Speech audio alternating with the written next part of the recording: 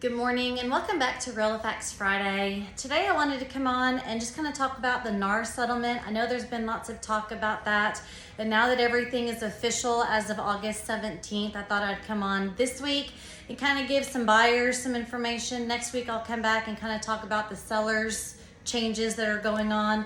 So buyers, as far as the NAR settlement, there are some things that you need to make sure that you are talking to your agent about. First of all, just know from the get-go, if you are out ready to start looking for homes and you have an agent show you, want to take you for showings, you have to sign a buyer's rep agreement before that agent can show you any home.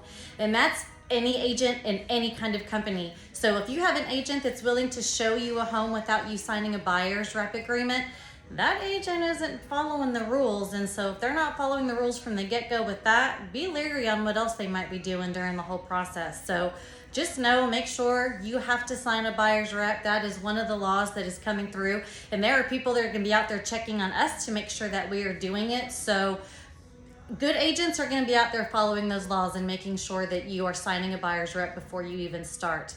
Also, the conversation of compensation needs to happen, because part of that buyer's rep is what you are willing to pay your buyer's agent. Now, I know you're used to a lot of people are used to having the seller's agents or the seller side pay the buyer's agent's compensation, but you know, we don't work for free, and so we can't promise you going into any kind of agreement that the seller is willing to pay. They may not want to. They may want to lower their price. We know our value. We know what we're worth. We know all the hard work that goes into making sure on the buy side from contract to close that it is a smooth process. So we need to make sure we're having that open conversation from the beginning about compensation, and that's something that also has to be written into the buyer's rep agreement from the beginning.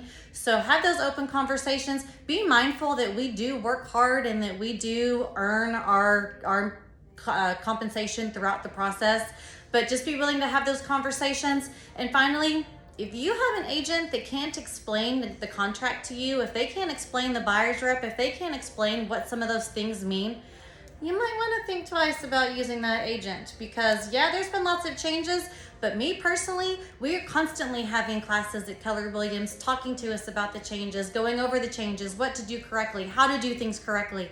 So your agent should be up on all of that. And if they're not, you might want to think twice about using that person. So just be prepared. These are all gone into effect as of August 17th. So moving forward, this is the way it has to be.